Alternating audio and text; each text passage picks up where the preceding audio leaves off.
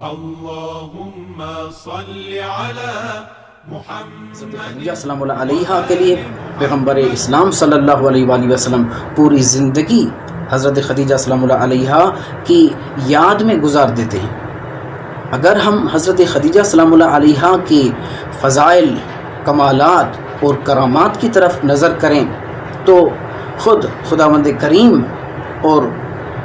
پیغمبر اکرم صلی اللہ علیہ وآلہ وسلم بھی حضرت خدیجہ سلام اللہ علیہا کی تعریف کرتے ہیں۔ پیغمبر اسلام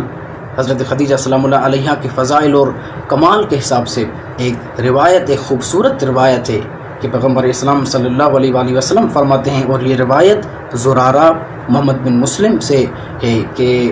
زرارہ اور محمد بن مسلم روایت کرتے ہیں کہ پیغمبر اسلام صلی اللہ علیہ وآلہ وسلم نے فرمایا کہ جب میں معراج پر گیا، مجھے معراج پر بلوایا گیا تو معراج سے واپس ہوا تو میں نے حضرت جبرائیل امین سے عرض کی، میں نے حضرت جبرائیل امین سے کہا کہ اے جبرائیل امین، اگر تمہاری کوئی حاجت ہے، تمہاری کوئی ضرورت ہے تو پھر بیان کر۔ تو حضرت جبرائیل امین عرض کرتے ہیں، یا رسول اللہ، جب آپ زمین پر جائیں تو میری طرف سے اور خداوند کریم کی طرف سے حضرت خدیجہ پر سلام بھیجیے گا۔ سبحان اللہ، حضرت خدیجہ کا اتنا مقام اور مرتبہ ہے کہ خداوند کریم رب ذوالجلال حضرت خدیجہ سلام اللہ علیہا پر سلام و صلوات بھیجتے ہیں۔ جب پیغمبر اکرم صلی اللہ علیہ وآلہ وسلم زمین پر آئے اور حضرت خدیجہ سے ملاقات ہوئی تو پورا واقعہ پیش کیا، تو حضرت خدیجہ سلام اللہ علیہا، اب حضرت خدیجہ سلام اللہ علیہا کا وہ مقام و مرتبہ اور اعتقاد دیکھیں، ان کا ایمان دیکھیں کہ حضرت خدیجہ سلام اللہ علیہا فرماتی ہیں کہ سبحان اللہ، اللہ ہی سلام ہے۔ اللہ کے اسماء حسنہ میں سے ایک اسم سلام ہے۔ تو حضرت خدیجہ کا ایک معرفت دیکھیں، حضرت خدیجہ کی کتنی عظیم معرفت ہے۔ حضرت خدیجہ فرماتی ہیں کہ اللہ ہی سلام ہے اور اللہ کی طرف سے ہی سلام پہنچتا ہے، اور اللہ تمام سلام اللہ کی طرف سے ہی پلٹتے ہیں۔ یہ ہے مقام اور منزلت حضرت خدیجہ کے اعتقاد اور معرفت کا۔ عزیزان محترم، حضرت خدیجہ سلام اللہ علیہا کی مقام اور منزلت یہ دیکھیں کہ حضرت خدیجہ کا تمام مال و دولت اسلام کی راہ میں خرچ ہو رہا ہے، اور پیغمبر اکرم صلی اللہ علیہ وآلہ وسلم پر اللہ تبارک و تعالیٰ کی جو نعمات نازل ہوئی ہیں، تو اللہ تبارک و تعالیٰ نے جو نعمات پیغمبر اکرم کو عطا کی ہیں ان میں سے حضرت خدیجہ کے مال، حضرت خدیجہ نے جو مال اسلام پر اور پیغمبر اکرم صلی اللہ علیہ وآلہ وسلم پر خرچ کیا ہے، تو حضرت خدیجہ کے عطا کیے ہوئے مال کو اللہ تعالیٰ اپنا عطا کیا ہوا مال قرار دے رہا ہے، اور فرماتا ہے وَوَجَدَكَ عَائِلًا فَأَغْنَىٰ، کہ ہم نے تمہیں تنگ دست پایا، جب ہم نے تمہیں تہی دست پایا، جب ہم نے تمہارے پاس کوئی مال و ثروت نہ تھی تو ہم نے تمہیں مالدار بنا دیا۔ کس کے ذریعے مالدار بنایا؟ خداوند کریم نے رسول خدا کو۔ حضرت خدیجہ سلام اللہ علیہا کے مال و دولت کے ذریعے پیغمبر اکرم صلی اللہ علیہ وآلہ وسلم مالدار ہوئے، اور بہت سارے ایسے مقامات پر خود پیغمبر اکرم صلی اللہ علیہ وآلہ وسلم حضرت خدیجہ سلام اللہ علیہا کے وفات کے بعد بھی، ان کے گزرنے کے بعد بھی حضرت خدیجہ سلام اللہ علیہا کو یاد فرماتے ہیں، اچھے الفاظ میں یاد کرتے ہیں کہ ایک دن حضرت پیغمبر اکرم صلی اللہ علیہ وآلہ وسلم حضرت خدیجہ سلام اللہ علیہا کو یاد فرما رہے ہیں، تو اسی گھر میں حضرت عائشہ کہتی ہیں کہ آپ اس بوڑھی قریش کی خاتون کو یاد کرتے ہیں، حالانکہ آپ کے پاس ایک بہترین اور نوجوان خواتین ہیں، آپ کے پاس جو ہے ازواج بہترین خوبصورت ازواج ہیں، تو پھر آپ اس بوڑھی قریش کی خاتون کو کیوں یاد کرتے ہیں، بوڑھی زوجہ کو کیوں یاد کرتے ہیں جبکہ وہ گزر گئی ہیں؟ تو پیغمبر اکرم صلی اللہ علیہ وآلہ وسلم بہت زیادہ ناراض ہوئے، ان کو بہت زیادہ تکلیف ہوئی۔ پیغمبر اکرم فرماتے ہیں کہ نہیں، حضرت خدیجہ وہ عظیم خدیجہ ہیں، وہ عظیم بیوی ہیں، اور میری بہترین تمام ازواج میں سے بہترین اور افضل ترین زوجہ حضرت خدیجہ ہیں، اور امہات المومنین میں سے افضل ترین ام المومنین حضرت خدیجہ سلام اللہ علیہا ہیں۔ تو پیغمبر اکرم صلی اللہ علیہ وآلہ وسلم فرماتے ہیں کہ حضرت خدیجہ سلام اللہ علیہا نے مجھے میرا اس وقت ساتھ دیا جب میرا ساتھ دینے والا کوئی نہیں تھا۔ حضرت خدیجہ سلام اللہ علیہا کا مال و دولت مجھے اس وقت کام آیا کہ جب تمام لوگ اپنے اموال سے مجھے دور کر رہے تھے۔ حضرت خدیجہ سلام اللہ علیہا نے مجھے اس وقت سہارا دیا جب میں بالکل تنہا رہ گیا تھا۔ یہ مقام اور منزلت حضرت خدیجہ سلام اللہ علیہا کی۔ اور حضرت رسول خدا صلی اللہ علیہ وآلہ وسلم فرماتے ہیں ما نفعنی مال قط ما نفعنی مال خدیجہ، مجھے کسی مال نے اتنا فائدہ نہیں پہنچایا جتنا فائدہ حضرت خدیجہ سلام اللہ علیہا کی دولت نے مجھے پہنچایا ہے۔ حضرت پیغمبر اکرم صلی اللہ علیہ وآلہ وسلم حضرت خدیجہ سلام اللہ علیہا کے اموال کے ذریعے، مال و دولت کے ذریعے مقروضوں کے قرض ادا کرتے تھے،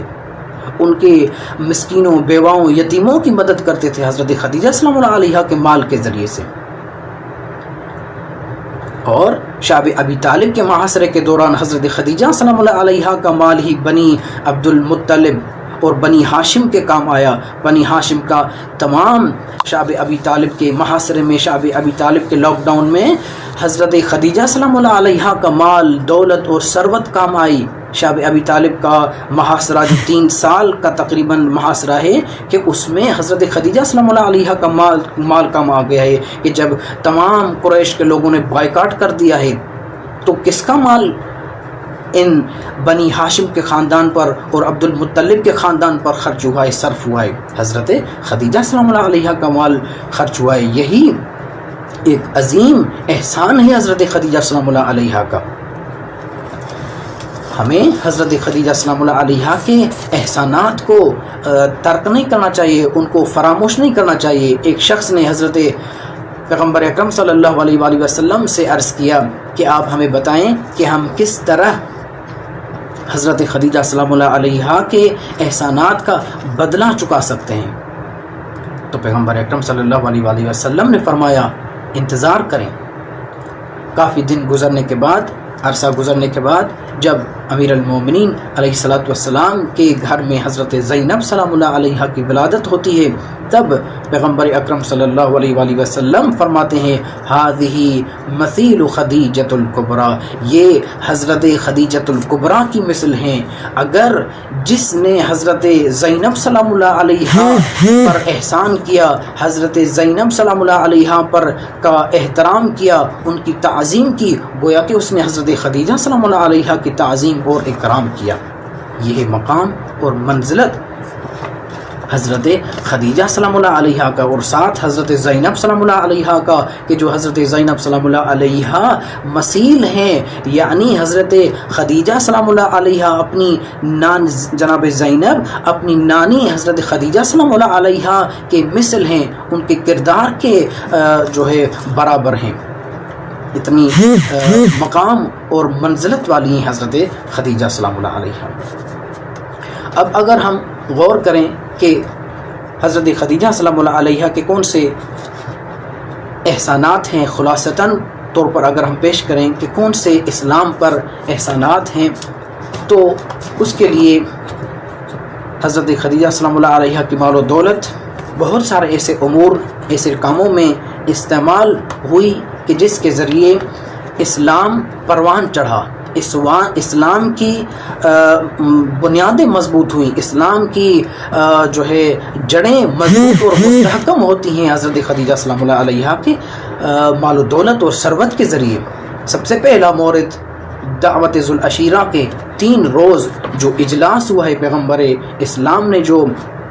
دعوت ذو العشیرہ دیا ہے اور جس میں پیغمبر اسلام نے اعلان نبوت کرنا چاہا ہے، تو اس دعوت ذوالعشیرہ میں جو تمام اخراجات ہوئے ہیں، 3 روزہ اجلاس ہوا ہے، اس 3 روزہ اجلاس میں حضرت خدیجہ سلام اللہ علیہا کا مال و دولت خرچ ہوا ہے۔ دوسرا ہجرت حبشہ میں، جس میں پہلے قافلے میں 11 مرد اور 4 عورتیں، اور دوسرے قافلے میں 85 مرد اور 17 مستورات ہیں، جو حبشہ کے طرف جو ہجرت ہو رہی ہے، تو اس میں تمام اخراجات، آمد و رفت کے اخراجات اور وہاں پر حبشہ میں سکونت کے اخراجات حضرت خدیجہ سلام اللہ علیہا کے مال و دولت سے استعمال ہوئے ہیں۔ اور تیسرا مورد سابقون الاولون، جو کہ انتہائی پسماندہ مکہ کے غریب مسکین، جنہوں نے ابتدا میں حضرت پیغمبر اکرم صلی اللہ علیہ وآلہ وسلم پر اسلام لے کر آئے، حضرت پیغمبر اکرم صلی اللہ علیہ وآلہ وسلم کے دست مبارک پر اسلام لے کر آئے، تو مکہ کے تمام عزیز و اقربا نے ایسے نئے مسلمانوں کا بائیکاٹ کر دیا۔ تب حضرت خدیجہ سلام اللہ علیہا کا مال و دولت ان غریبوں، مسکینوں اور پسماندہ لوگوں کے لیے حضرت خدیجہ سلام اللہ علیہا کا مال کم آیا ہے۔ چوتھا مورد، مکہ کے شدید قحط میں اہل اسلام کے علاوہ پورا مکہ اور اطراف مکہ کے لوگوں کے لیے جو کھانے پینے کا انتظام جو ہے، جب قحط سالی ہو رہی ہے مکہ میں، تو حضرت خدیجہ سلام اللہ علیہا کا کام، حضرت خدیجہ سلام اللہ علیہا کا مال و دولت کام آ رہا ہے۔ پانچواں مورد، بعثت نبوی کے 7ویں سال محرم الحرام سے لے کر بعثت نبوی کے 9ویں سال ذی الحجہ تک شعب ابی طالب میں پورے خاندان بنی ہاشم اور بنی عبد المطلب کے قید اور سختی کے دوران پورے قبیلے کے اخراجات اس محاصرۂ شعب ابی طالب میں حضرت خدیجہ سلام اللہ علیہا کا مال و دولت کام آ رہا ہے۔ حضور کے قیام مکہ میں اور سفر طائف کے تمام اخراجات حضرت خدیجہ سلام اللہ علیہا حضرت خدیجہ سلام اللہ علیہا کے اخراجات اور ان کے مال و دولت کام آ رہی ہے۔ عالم اسلام کی پہلی مسجد قباء کے لیے خریدی جانے والی زمین کے جو اخراجات ہیں، وہ تمام اخراجات، وہ جو زمین خریدی گئی ہے 10,000 دینار میں، وہ بھی حضرت خدیجہ سلام اللہ علیہا کے مال و دولت کے ذریعے جو وہ زمین